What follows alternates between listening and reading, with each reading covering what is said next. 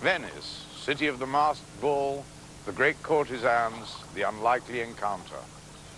And equally unlikely, behind the facade of an ancient one-storied palazzo is Miss Peggy Guggenheim's flawless selection of 20th century masterpieces.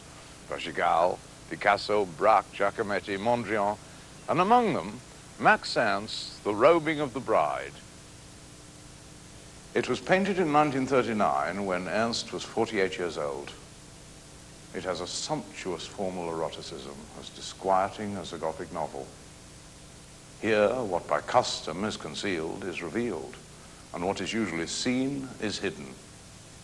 The owl's mask creates, with its steady and cruel regard, an aura of uncertainty. Is this bride, with her adolescent body, a predator or a victim? Are her attendants her familiars or her keepers? And the picture on the stone wall behind her, at which her maid-in-waiting would seem to glance, is it a magic mirror or a guide to the ritual of her enrobement, which, unless exactly observed, may render invalid the demonic ceremony to come? Everything in this extraordinary picture, the nude girl with the headdress of coral, the green swan page offering or threatening his mistress with a strategically placed broken arrow, the weeping dwarf hermaphrodite at her feet on the tiled floor, suggest a nightmare from which one only half longs to awaken. André Breton, leader of the Surrealist movement, once described Ernst as the most magnificently haunted brain in Europe, a statement with which, confronted with the evidence here, one would hesitate to quarrel. But haunted by what is the question? By his own temperament? By the dark forces of the 20th century, all the more unexpected for hatching out after a long period in which an optimistic belief in reason and human perfectibility, however gradual, ruled the roost? Or is it no more, as Ernst's detractors would have it, than an attempt, however successful, to make our flesh creep, a late and excessive Gothic souvenir? The difficulty is compounded by the danger of too precise an attempt at definition. Ernst, of all those painters we may loosely describe as surrealist, was the most ambiguous. Incisively intelligent and widely read, he was yet prepared to explore the dark forests on the edge of madness and to act with a reckless disregard of self-interest, which nevertheless usually turned out for the best. Looking at the evidence in this picture, there is, most noticeably, a balance of almost mathematical precision between humans and birds. And if you were to use the word confusion, it would be even more exact. Throughout his entire life as a painter, birds, sometimes benign, sometimes as sinister as those early ancestors of the bird, which was still half reptile, people his canvases. Indeed, he frequently claimed to be visited by the head of the birds, a creature called Lop-Lop. And yet he was well aware of the reason for this confusion. In 1906, when he was 14, he went out into his parents' garden one morning to discover that his pink cockatoo, of which he was extremely fond, lay dead on the floor of its cage. A moment or so later, a servant hurried from the house to tell him that his mother had just given birth to a baby sister, the last of 5 children. This coincidence created in him a confusion between birds and people, which at the time led to serious doubts as to his sanity, but from which, later on, he was able to draw the inspiration of many of his most compulsive images. This and other equally traumatic events in his childhood, given his imaginative temperament, might well have driven him over the edge, but in fact, he was able to turn them to good account. If Max Ernst was crazy, he was crazy like a fox. As for the treatment of women in his paintings, it's unlikely to endear him to woman's lib.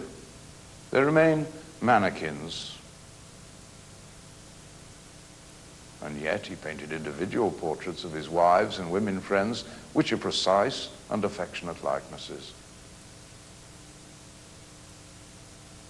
It is woman not individual women, who occupy in his work a masochistic, frequently faceless role.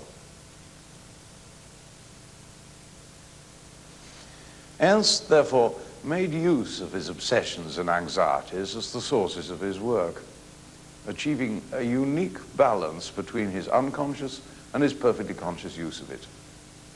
Technically, he relied equally on a mixture of chance and control.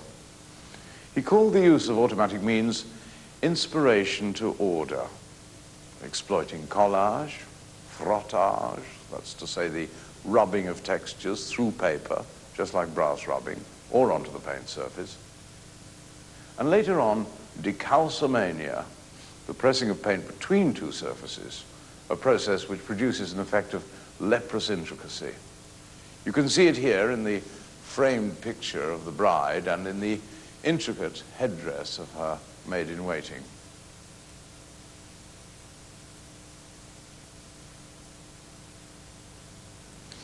But unlike many of the surrealists, he was never content to rely entirely on automatism.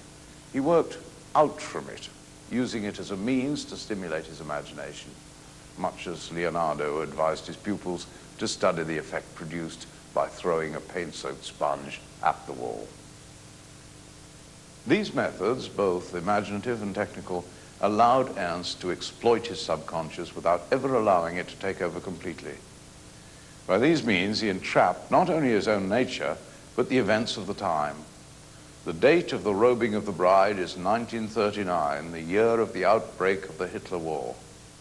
It is one of a series of pictures which forecast the terrible night to come, not realistically, but with formidable poetic precision. It exists, therefore, on three levels: as a formal invention, as a personal image drawn from his own psychological makeup, and as a prophetic image of the darkness which was to fall on Europe for 6 long years. The war landed him after a series of unbelievable, grotesque, and dangerous accidents in America.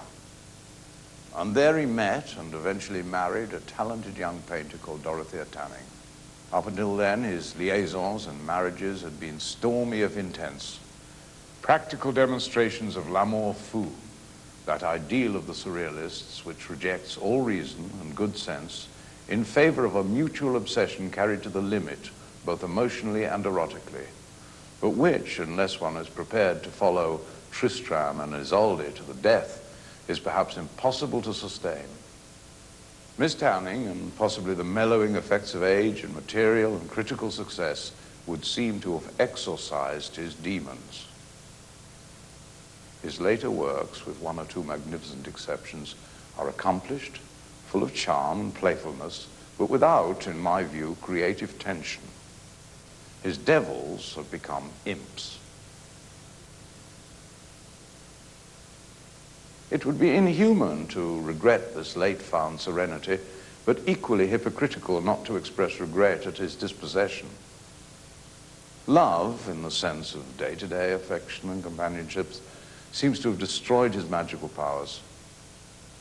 The Robing of the Bride is amongst the last of those marvelous pictures which, I feel, combine prophecy, eroticism, and current flashing between the twin poles of personal, psychological, and universal meaning. Here, Ernst has encapsulated a lifetime of poetic and technical research and fulfilled his early ambition to become a young man who aspired to find the myths of his time.